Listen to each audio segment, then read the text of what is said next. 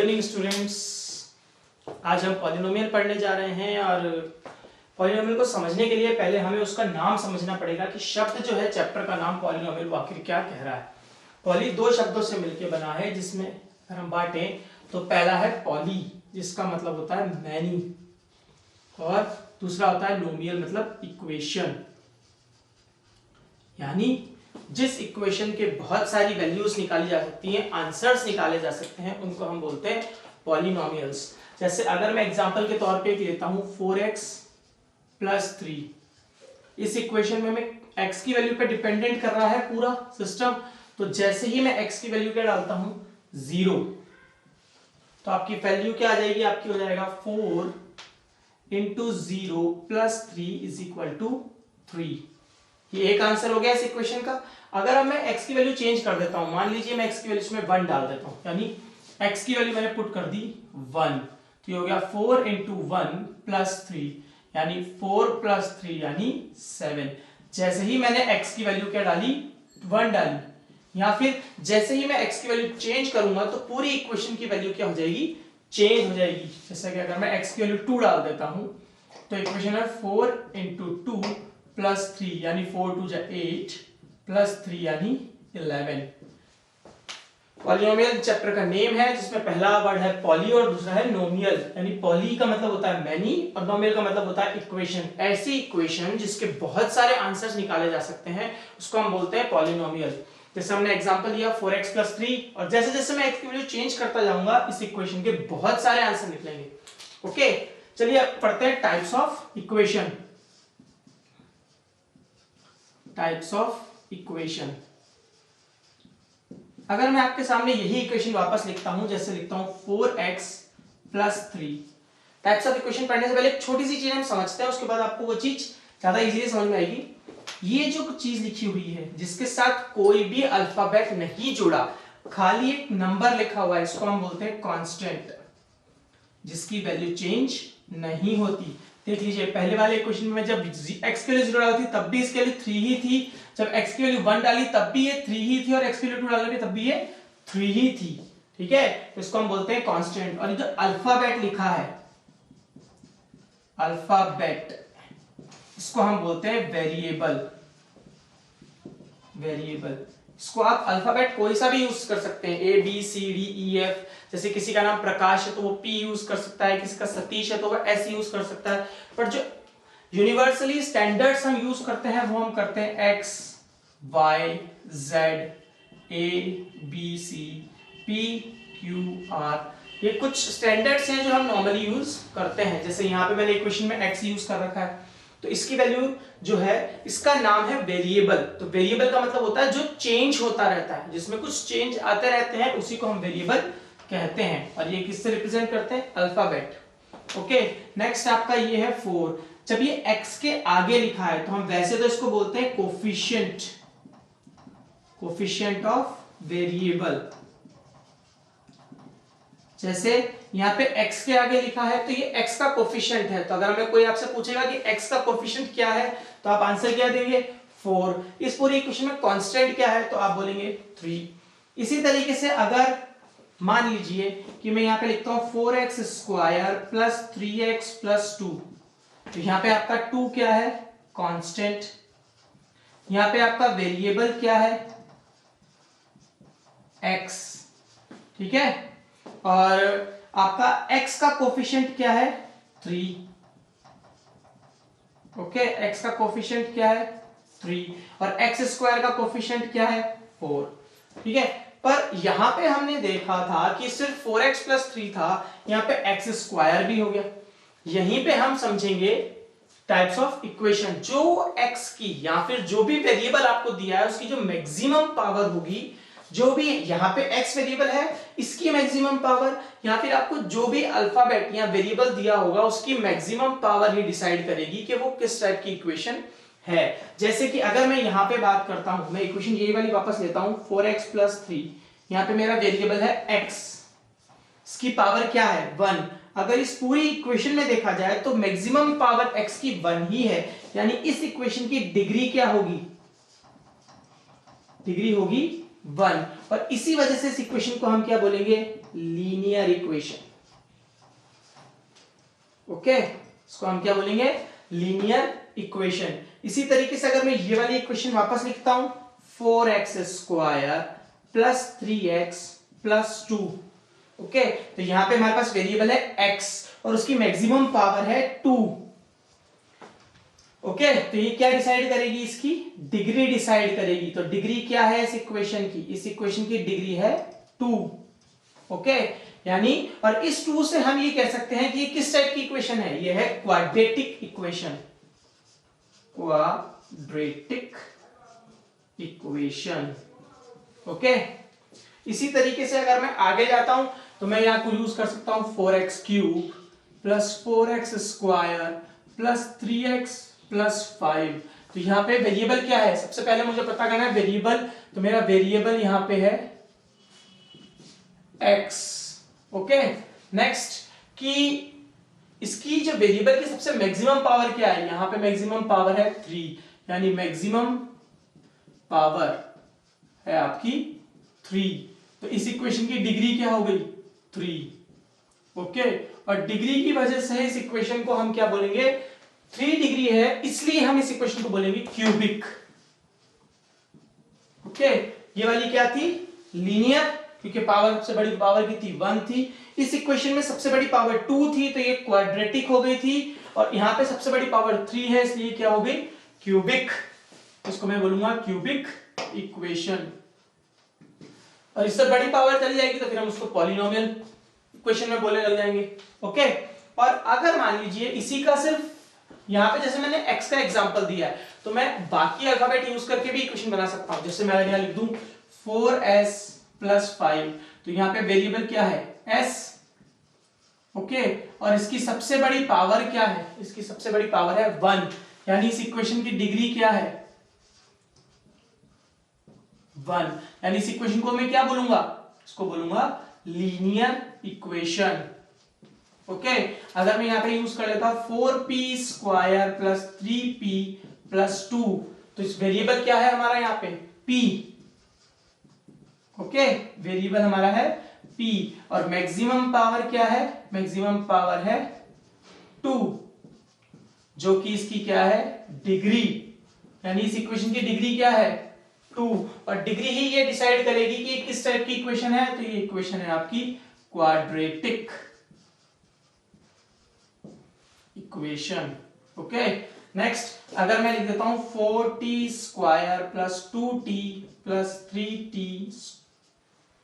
Sorry इसको 4t cube कर देते हैं, 4t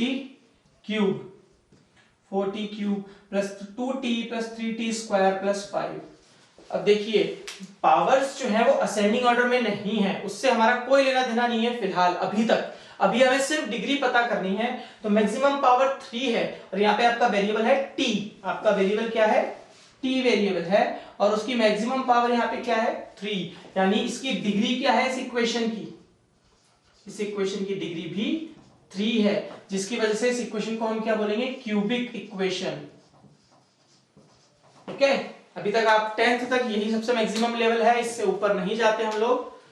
आई होप यहां तक आपको पूरा समझ में आया होगा। चलिए आगे बढ़ते हैं। जीरोस ऑफ पॉलिनोमियल, इसका मतलब ये है कि अगर मेरे पास कोई एक इक्वेशन दी हुई है तो उसमें मैं उस वेरिएबल की जगह क्या वैल्यू पुट करूं कि उस इक्वेशन का आंसर क्या आ जाए? 0 आ जाए। तो अगर मान लीजिए मैं लिखता हूं 4x plus 3। Okay, 4x plus 3 लिखा है मैंने। अब मैं ये जानना चाहता हूं कि इस x की जगह मैं ऐसा क्या पुट करूं जिससे इस पूरी इक्वेशन का आंसर क्या हो जाए? 0 हो जाए। तो मुझे क्या निकालना पड़ेगा? Zeros of polynomial. यानी सबसे पहला तरीका इसको निकालने का क्या है? आप इस इक्वेशन को इक्वल टू 0 रख दीजिए। मान लीजिए कि इक्वेशन की वैल्यू भी 0 आ गई है, तो अगर मैं इसको सॉल्व करूंगा तो ये जाएगा 4x इज इक्वल टू, ये प्लस का 3 था उस साइड जाएगा -3 हो जाएगा। x इज इक्वल टू, यहां पे मल्टीप्लाई है तो यहां जाके ये डिवाइड हो जाएगा। ओके, तो x की वैल्यू क्या है? -3/4, जो जब मैं इस इक्वेशन के अंदर रखूंगा तो मुझे आंसर क्या देगा? 0। तो ये x is equal to x is equal to -3/4 ही इस इक्वेशन के लिए जीरोस ऑफ पॉलिनोमियल है। चलिए चेक करें, वेरीफाई करें कि क्या मेरा आंसर सही है। तो देखिए मेरे पास इक्वेशन है 4x + 3, मैं x की वैल्यू सब्स्टिट्यूट कर देता हूं, 4 इंटू -3/4 प्लस 3, 4 से 4 कैंसिल आउट, -3 + 3 = 0। यानी मेरा जो x इज इक्वल टू -3/4 है वो इस इक्वेशन के लिए जीरोस ऑफ द पॉलिनोमियल है, या फिर मैं ये कह सकता हूं कि x इज इक्वल टू -3/4 इस इक्वेशन के लिए सॉल्यूशन है। ओके, तो अब मुझे अगर ये पता कराना है कि मेरे पास कितने सॉल्यूशन निकलेंगे, तो वो मैं कैसे डिसाइड करूंगा? वो मैं टोटली डिसाइड करूंगा डिग्री पर, और डिग्री से डिसाइड होगा कि किस टाइप की इक्वेशन है, उससे मेरे को पता लग जाएगा। जैसे यहां पे मैंने ये देखा कि 4x + 3 थी इक्वेशन, तो इस इक्वेशन की डिग्री क्या है? डिग्री वो होती है जो वेरिएबल की मैक्सिमम पावर होती है। यहां पे मैक्सिमम पावर 1 है, तो डिग्री क्या है? 1 है। यानी इस इक्वेशन के हिसाब से जीरोस ऑफ पॉलिनोमियल की जो वैल्यू होगी, मतलब कितने जीरोस ऑफ पॉलिनोमियल निकलेंगे, वो सिर्फ एक ही निकलेंगे। ओके, अगर डिग्री 1 है तो जीरोस ऑफ पॉलिनोमियल भी एक ही रहेगा। मतलब इस पूरी इक्वेशन में मैं x की वैल्यू सिर्फ एक ही ऐसी वैल्यू होगी, x की सिर्फ एक ही ऐसी वैल्यू होगी जिसको मैं यहां पे पुट करूंगा तो आंसर मेरा 0 आ जाएगा, जो हम निकाल चुके हैं, x इज इक्वल टू -3/4। यानी मैं आगे बढ़ूं तो जैसे मान लो कि मैं दूसरी इक्वेशन लेता हूं, 4x² + 3x + 2 = 0। यानी यहां पे इसकी डिग्री क्या है? इसकी डिग्री है 2, यानी इसके कितने सॉल्यूशंस निकलेंगे? ऐसे कितनी वैल्यूज निकलेगी x की जो मैं इसके अंदर पुट कर दूं तो इसका आंसर 0 आ जाएगा, वो निकलेंगे 2। इस क्योंकि ये क्या है? एक क्वाड्रेटिक इक्वेशन है। तो डिग्री से आपको क्या चीज पता लगी? एक तो आपको ये पता लगा कि किस टाइप की इक्वेशन है, तो यह है कि क्वाड्रेटिक इक्वेशन है, और इसके सॉल्यूशन क्या निकलेंगे? 2 निकलेंगे, जो हम चलिए मान लेते हैं अल्फा और बीटा। ओके, इसी तरीके से मान लीजिए कि अगर मेरी इक्वेशन है 5x³ + 3x² + 2x + 4। ओके, तो यहां पे x की मैक्सिमम पावर, वेरिएबल की मैक्सिमम पावर क्या है? 3, यानी इसका डिग्री क्या हो जाएगी? डिग्री भी हो जाएगी 3। तो इसके कितने सॉल्यूशंस निकलेंगे? इसके सॉल्यूशंस निकलेंगे 3, यानी alpha, beta and gamma. Okay, और इसको हम क्या बोलेंगे? इस इक्वेशन को, इस इक्वेशन को बोलेंगे क्यूबिक इक्वेशन। ओके, चलिए आगे देखते हैं कि कैसे हम इनको सॉल्व कर सकते हैं। जैसे जो लीनियर इक्वेशन थी उसके अंदर तो मैंने आपको तरीका बता दिया कि डायरेक्ट 4x + 3 = रखा तो 0, पर क्वाड्रेटिक इक्वेशन और क्यूबिक इक्वेशन को सॉल्व करने के लिए हमें अलग-अलग तरीके यूज करने पड़ेंगे। जैसे मान लीजिए कि ये मेरी क्वाड्रेटिक इक्वेशन है, इसको पहला यूज करने का तरीका है श्रीधर आचार्य मेथड, जिसमें हम लोग फॉर्मूला यूज करेंगे -b ± √b² - 4ac/2a। दूसरा है स्प्लिटिंग द मिडिल टर्म, और तीसरा है कंप्लीटिंग द स्क्वायर। ठीक है, इन 3 तरीके से हम इसको सॉल्व कर सकते हैं। क्यूबिक वाले तरीके हैं, उसको हम पहले फैक्टराइज करते हैं, फैक्टराइज कर और फिर उसके बाद हम उसमें splitting the middle term apply करते हैं। तो ये सारे तरीके जो है आज हम यहाँ पे सीखेंगे, और उनके कुछ क्वेश्चंस भी करेंगे ताकि आप आगे जाके उस एक्सरसाइज को बहुत अच्छे से कर सकें। मैंने ये कुछ लीनियर इक्वेशंस ली हैं। पहले हम लोग क्या करते हैं, इन लीनियर इक्वेशंस का जीरोस ऑफ द पॉलिनोमियल निकालते हैं, उसके बाद हम लोग क्या करेंगे, क्वाड्रेटिक इक्वेशंस की तरफ जाएंगे। उसमें हम जीरोस ऑफ पॉलिनोमियल के बीच में जो रिलेशन होते हैं वो पढ़ेंगे, और साथ ही साथ जीरोस ऑफ द पॉलिनोमियल निकालना भी सीखेंगे। पहले हम कुछ क्वाड्रेटिक इक्वेशन, पहले हम कुछ लीनियर इक्वेशंस लेते हैं सिंपल। जैसे मान लीजिए इसका जीरोस ऑफ द पॉलिनोमियल निकालना है, तो हम लोग क्या करेंगे, 4x - 7 = 0, ये फर्स्ट वाले का सॉल्यूशन है। यहाँ पे मैंने 4x = इसको सेट भेजा है, तो यहाँ माइनस का साइन था, प्लस का हो गया, x = 7/4। ये फर्स्ट वाले का जो आपका इक्वेशन है 4x - 7, उसका जीरोस ऑफ द पॉलिनोमियल निकलेगा 7/4। मैं सेकंड वाली इक्वेशन अगर लेता हूं, सेकंड वाली इक्वेशन है 2x - 3/2 = 0। 2x = 3/2 एंड x = 3/4, यानी सेकंड वाली इक्वेशन के लिए जीरोस ऑफ द पॉलिनोमियल क्या है, 3/4। चलिए थर्ड वाली इक्वेशन लेते हैं। थर्ड वाली इक्वेशन है 5x + 15। थर्ड वाली इक्वेशन है 5x plus 15 is equal to, हम इसको 0 रखेंगे, 5x is equal to minus 15 and x is equal to minus 15 by 3, sorry minus 15 by 5, final answer 3 आने वाला है। 5x माइनस 15 बाय 5, तो x की वैल्यू आपको मिलेगी माइनस 3। ओके, फोर्थ वाले का करके देखें। फोर्थ वाले का है आपकी equation 3x plus 2 is equal to 0, 3x plus 2 equal to 0, तो 3x is equal to minus 2 and x is equal to minus 2 by 3। ये लीनियर इक्वेशंस का जीरो से द पॉलिनोमियल निकालने का सिंपल तरीका है। आप इक्वेशन को जीरो के इक्वेशन में इक्वल में रखें, इक्वेशन को आप जीरो के इक्वल में रखें, और जो नॉर्मल कैलकुलेशंस है जैसे वेरिएबल एक साइड, कांस्टेंट एक साइड, और फिर उन्हें एक नॉर्मल कैलकुलेशन की तरह डिवाइड या मल्टीप्लाई जो भी करना है उसको सॉर्ट आउट करते जाएं। जैसे यहाँ पे भी डिवाइड हुआ है, यहाँ पे डिवाइड हुआ है, इस वाले केस में हमने सॉर्ट आउट किया है, यहाँ किया है, तो चारों इक्वेशंस को आप करना आ गया होगा। चलिए अब हम बढ़ते हैं क्वाड्रेटिक इक्वेशंस की तरफ। जैसे कि मेरी कोई क्वाड्रेटिक इक्वेशन में एक एग्जांपल के तौर पे लेता हूं। मेरे पास एक क्वाड्रेटिक इक्वेशन है 2x square plus 2x plus 5। Okay, इन इक्वेशंस को करने के 3 तरीके हैं। पहला तरीका है, अगर आपके पास एग्जाम में ऐसा बोला नहीं है, कोई स्पेसिफिक तरीका आपको क्वेश्चन के अंदर लिखा नहीं है, तो आप इन तीनों में से कोई सा भी तरीका यूज कर सकते हैं। जैसे पहला तरीका है श्रीधर आचार्य,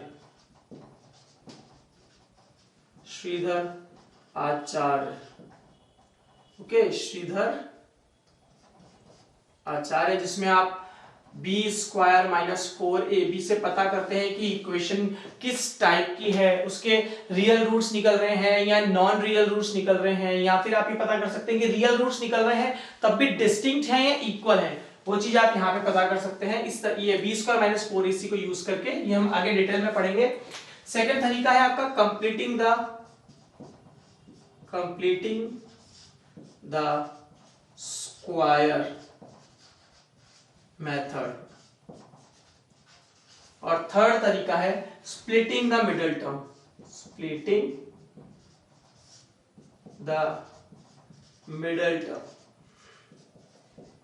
ओके।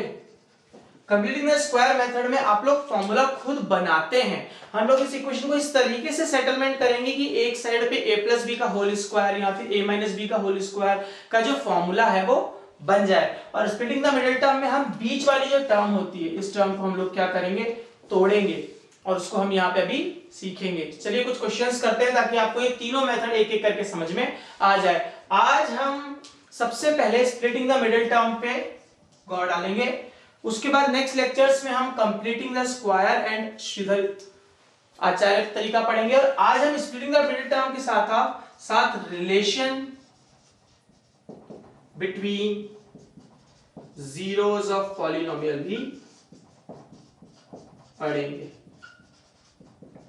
ये दो चीजें हम आज के लेक्चर में खत्म करेंगे, और बाकी के दो चीजें जो है वो हम नेक्स्ट लेक्चर्स में पढ़ेंगे। मेरे पास यहाँ 3 क्वाड्रेटिक इक्वेशंस दी हुई है, जिसमें पहली क्वाड्रेटिक इक्वेशन है x square plus 7x plus 10 equal to 0, और इस क्वाड्रेटिक इक्वेशन को हम स्प्लिटिंग द मिडिल टर्म से सॉल्व करना सीखेंगे।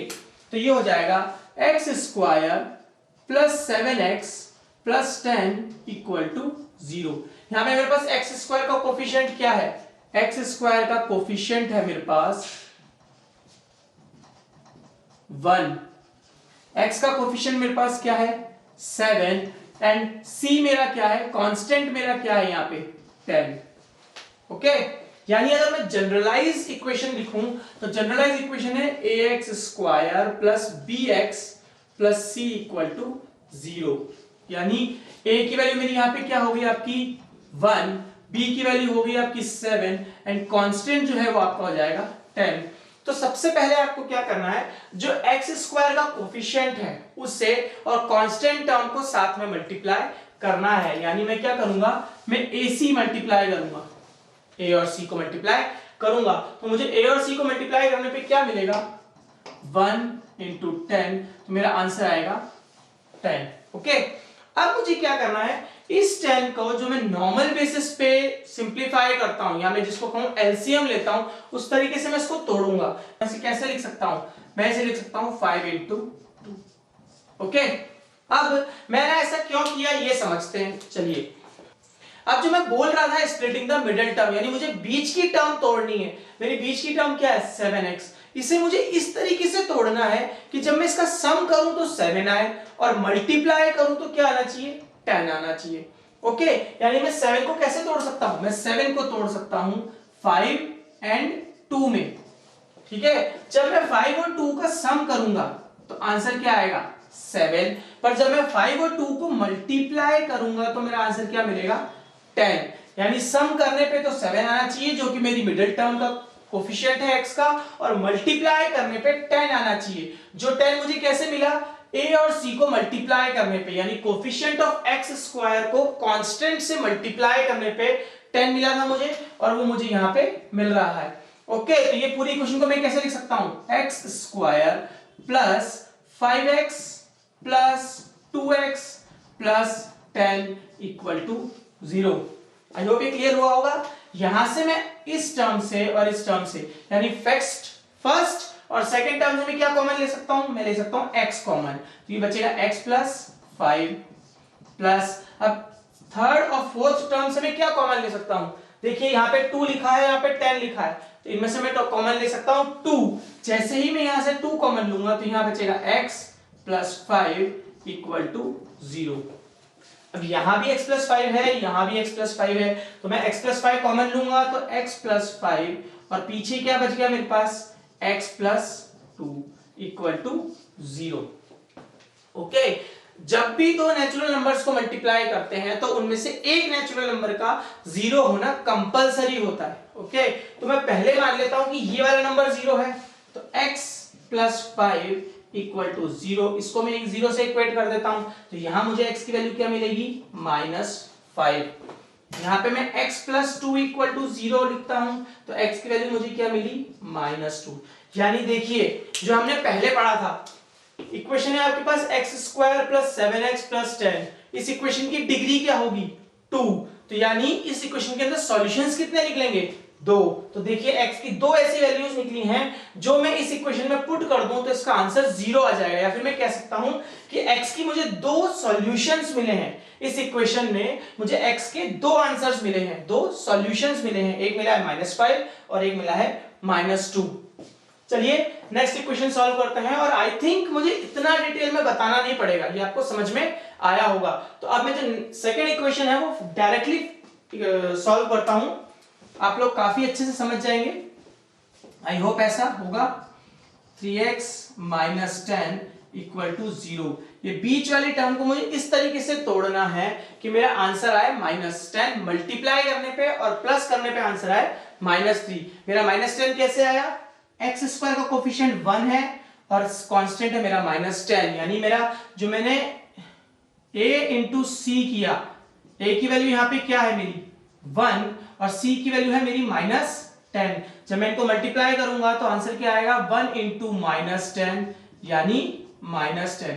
अब मैं -3 को इस तरीके से तोड़ूं कि मेरा आंसर जो मल्टीप्लाई करने पे तो 10 आ जाए, सॉरी -10 आ जाए, और प्लस करने पे क्या आ जाए -3। ओके, तो यहां पे मैं क्या कर सकता हूं, मैं इसको इस 10 को 5 इंटू 2 करके लिख सकता हूं, ओनली 10 की बात कर रहा हूं अभी मैं, सिर्फ इस 10 को। अब मैं साइन के हिसाब से डिसाइड करूंगा कि मुझे साइन किधर लगाना है, क्योंकि यहां पे मेरा साइन माइनस में है। ओके, मुझे माइनस चाहिए, तो मैं क्या करूंगा बड़े वाले के आगे माइनस लगाऊंगा, यानी -5 इंटू 2। अगर मेरा यहां साइन प्लस में होता ना तो फिर मैं छोटे वाले के आगे माइनस लगाता।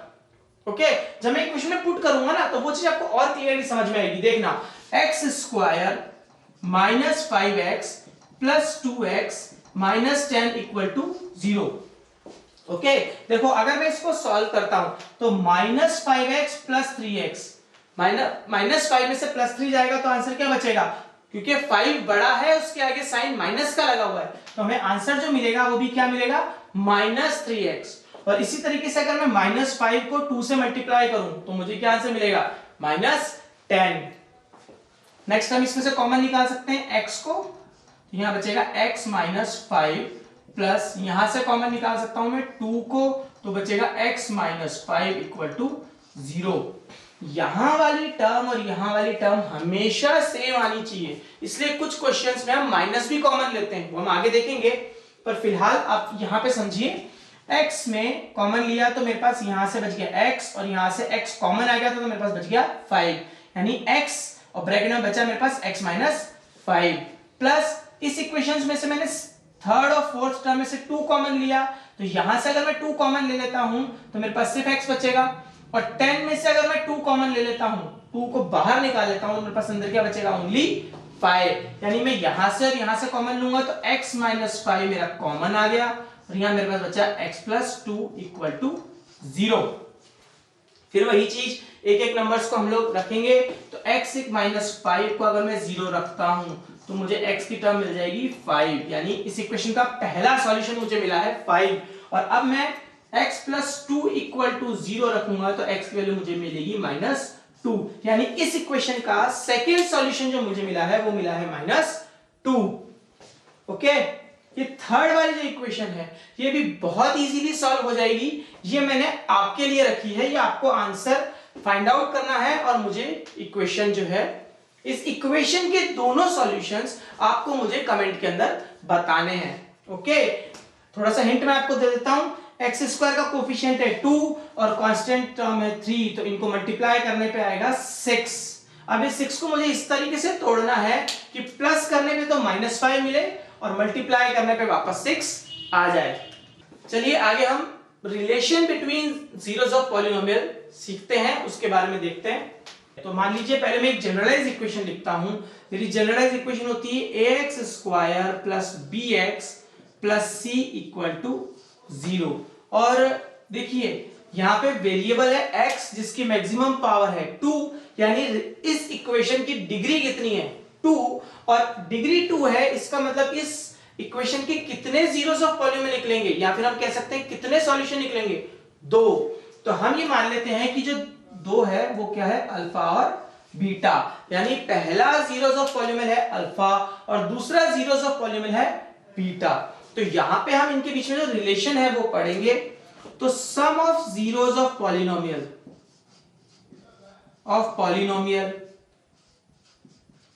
होगा अल्फा प्लस बीटा। ओके, ये बराबर होगा किसके, ये आपके बराबर होगा माइनस बी अपॉन ए के। तो b आपका क्या है, b आपका है coefficient of x and a आपका क्या है, कोफिशिएंट ऑफ x स्क्वायर। इसी तरीके से मैं प्रोडक्ट ऑफ जीरोस लूंगा, यानी प्रोडक्ट ऑफ जीरोस लूंगा तो क्या हो जाएगा, अल्फा बीटा। तो जैसे ही मैं अल्फा बीटा लूंगा तो इसकी वैल्यू होती है c अपॉन a, यानी c आपका कांस्टेंट है और a आपका क्या है, x स्क्वायर का कोफिशिएंट है। तो मान लीजिए कि अगर आपके पास कोई एक इक्वेशन है, आपके पास इक्वेशन है 2x square plus 3x plus 4 equal to 0, तो यहां पे आपके पास a की वैल्यू क्या है 2, b की वैल्यू है 3 एंड c की वैल्यू है 4। तो आपका अल्फा प्लस बीटा की वैल्यू क्या हो जाएगी, आपके अल्फा प्लस बीटा की वैल्यू हो जाएगी माइनस बी अपॉन ए। यहां पे आपके पास b की वैल्यू है 3 और a की वैल्यू है 2, तो आपका आंसर हो जाएगा माइनस 3 अपॉन 2। इसी तरीके से अल्फा बीटा जो है, अल्फा बीटा की वैल्यू है आपके पास, जो प्रोडक्ट ऑफ जीरोस है उसकी वैल्यू है आपके पास c अपॉन a। तो यहां पे आपके पास c की वैल्यू है 4 और a की वैल्यू है 2, यानी आपका आंसर हो जाएगा 4 अपॉन 2। अब यहाँ पे बहुत मोस्ट इंपॉर्टेंट बात मैं आपको बताऊं कि इन चीजों को, यहाँ पे आपके पास जो अल्फा बीटा की वैल्यू है, या अल्फा बीटा की वैल्यू आपके पास 4 अपॉन 2 आई है और अल्फा प्लस बीटा की वैल्यू आपके पास माइनस 3/2 आई है, इनको कभी भी लोएस्ट फॉर्म में नहीं लेके जाना है।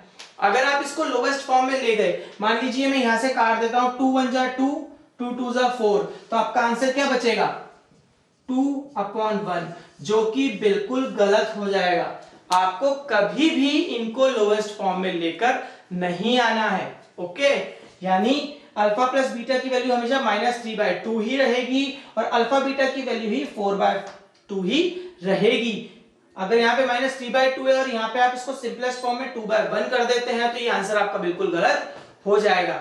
इसी तरीके से अगर मैं कुछ एक इक्वेशन ले लेता हूं, मान लीजिए मैंने एक इक्वेशन ले ली 2x square minus 3x -4 equal to 0। मान लीजिए मैंने ये इक्वेशन ले ली, तो यहाँ पे मेरे पास a की वैल्यू हो जाएगी 2, b की वैल्यू आपकी जो होगी वो विद साइन उठेगी, यानी आपके पास b की वैल्यू यहाँ पे जाएगी -3 और c की वैल्यू भी विद साइन लेंगे हम, यानी c की वैल्यू हो जाएगी -4। ओके, अब मैं निकालता हूं alpha plus beta equal to मेरा होता है -b/a और अल्फा बीटा होता है मेरे पास c/a। तो मेरे पास b की वैल्यू क्या है, मेरे पास b की वैल्यू है -3, जो कि वैसे ही पुट होगी, यानी फॉर्मूले का माइनस अलग लगेगा, माइनस और b की वैल्यू -3 है और अपॉन में आएगा 2, यानी आपका आंसर बनेगा 3/2। इसी तरीके से c की वैल्यू आपके पास -4 हो जाएगी, ओके, विद साइन लिया जाएगा, और a की वैल्यू है आपके पास 2। और मैं एक बार फिर आपसे कहता हूं कि यहां पे आपको लोएस्ट फॉर्म में नहीं लाना है, ये जैसा है वैसा ही रहेगा। ओके, अगर आपने लोएस्ट फॉर्म में लिया है तो आपकी इक्वेशन बिल्कुल गलत हो जाएगी, आपका आंसर गलत माना जाएगा। क्वेश्चन हमारे पास है find the zeros of the polynomial and verify the relation between them.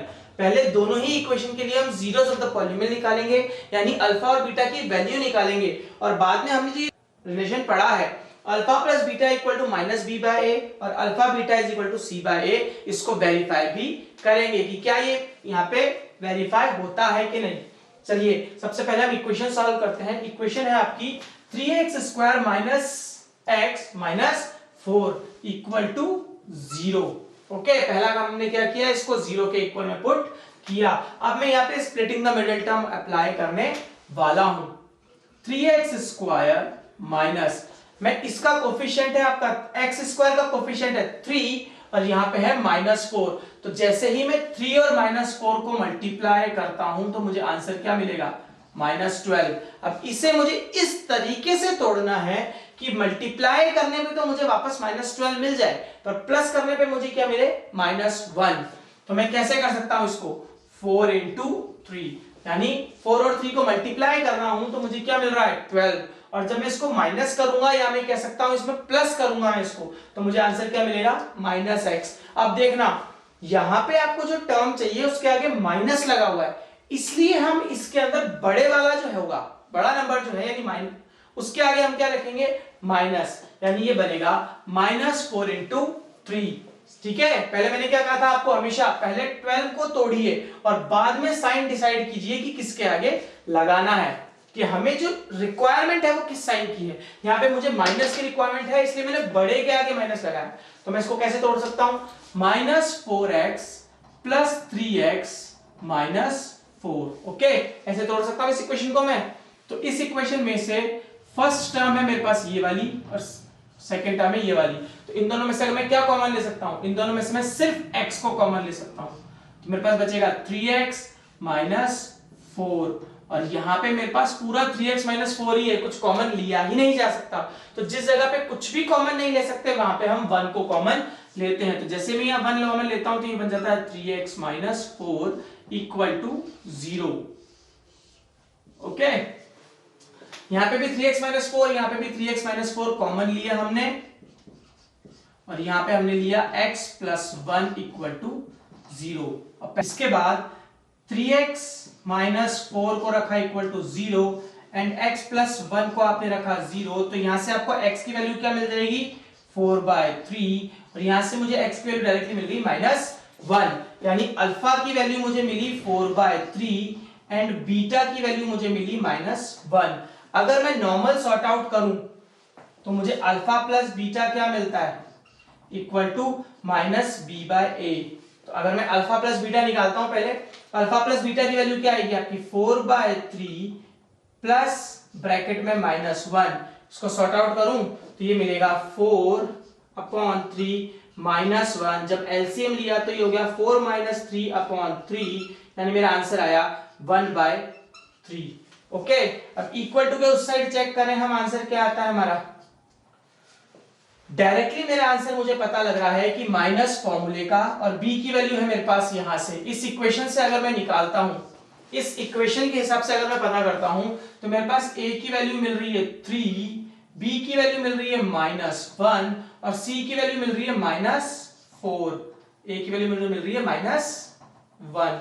जब मैं इस फॉर्मूला पुट करता हूं तो माइनस तो फॉर्मूले का है, और b की वैल्यू मेरी -1 है और a की वैल्यू है मेरी 3, तो मेरा आंसर क्या आ रहा है, माइनस इंटू माइनस प्लस यानी 1/3। देख लीजिए आंसर बिल्कुल सेम हो रहा है। मेरी पहला रिलेशन जो है वो वेरीफाई हो चुका है। दूसरा रिलेशन है मेरा alpha beta is equal to C by A. Okay, alpha की वैल्यू है मेरे पास 4/3 इनटू और बीटा की वैल्यू है मेरे पास -1, तो आंसर आएगा आपका -4/3।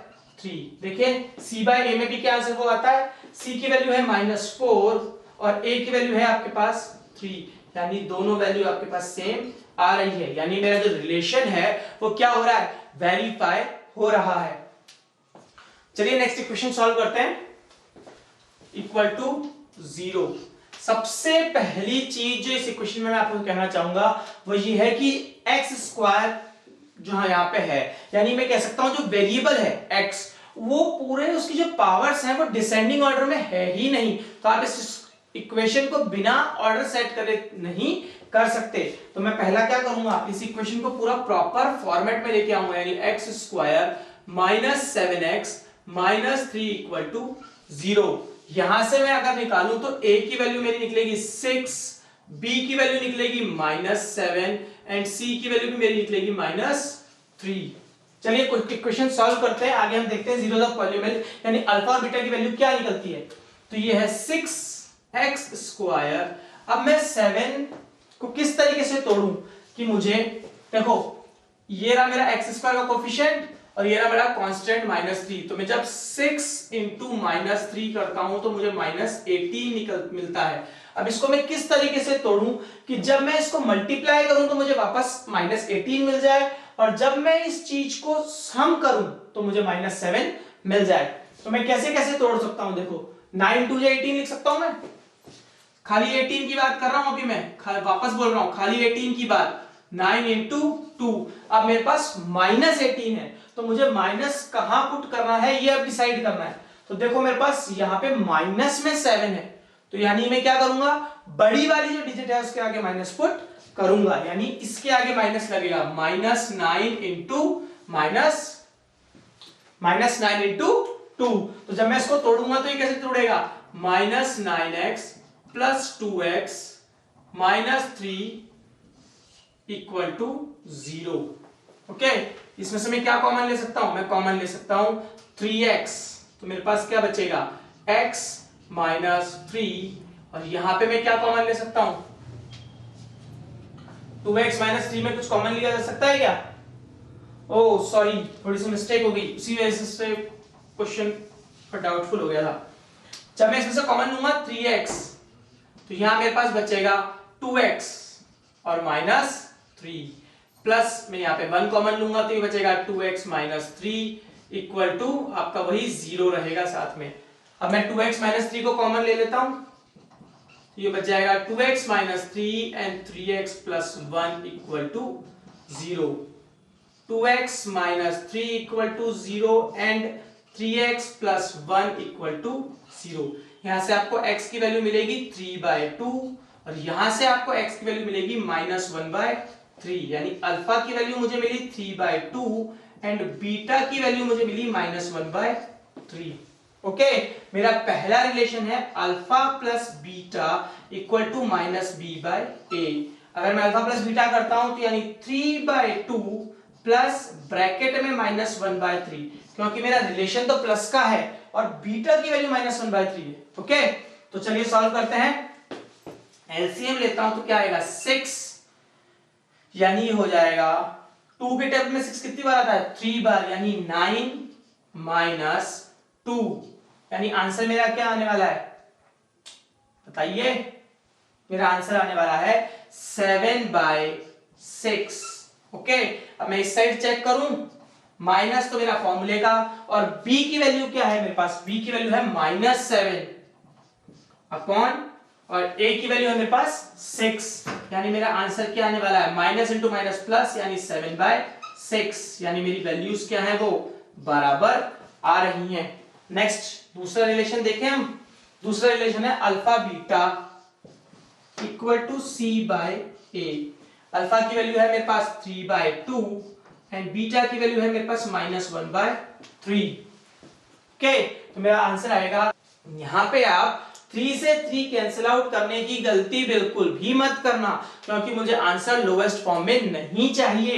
ओके, तो मेरा आंसर हो जाएगा -3/6। और इधर हम चेक करें तो c की वैल्यू क्या है मेरी, c की वैल्यू है -3 और a की वैल्यू है 6, यानी देखो मेरे दोनों आंसर सेम आ रहे हैं, यानी जो मेरा रिलेशन है वो क्या हो रहा है, वेरीफाई हो रहा है। आई होप आपको पूरा समझ में आया होगा।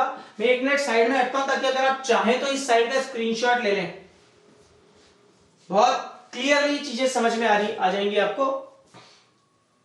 ये एक क्वेश्चन आप लोगों के लिए है, इसमें आपको वही करना है, पहले स्प्लिटिंग द मिडिल टर्म से आप लोगों को जीरोस ऑफ द पॉलीनोमियल निकालने हैं, फिर जो रिलेशन है उनके बीच में वो आपको क्या करना है, वेरीफाई करना है। ओके, यानी आज मैंने आपको 2 क्वेश्चंस दिए हैं, एक पहले दिया था और एक ये वाला। ठीक है, आई होप ये लेक्चर आपको समझ में आया होगा। अगर आपको ये लेक्चर समझ में आया तो प्लीज इस वीडियो को लाइक कीजिए, शेयर कीजिए अपने दोस्तों के साथ, कमेंट करके मुझे अपनी एक्सपीरियंस भी बताइए कि ऐसा कोई टॉपिक है जो आपको समझ में नहीं आया हो, या कोई बात आपको समझ में नहीं आई हो तो आप मुझसे कमेंट्स में डिस्कस कर सकते हैं। क्वेश्चंस के आंसर तो ऑफकोर्स आपको कमेंट में देने ही है। सब्सक्राइब करना भी ना भूलिए। Thank you and have a nice day. Bye bye.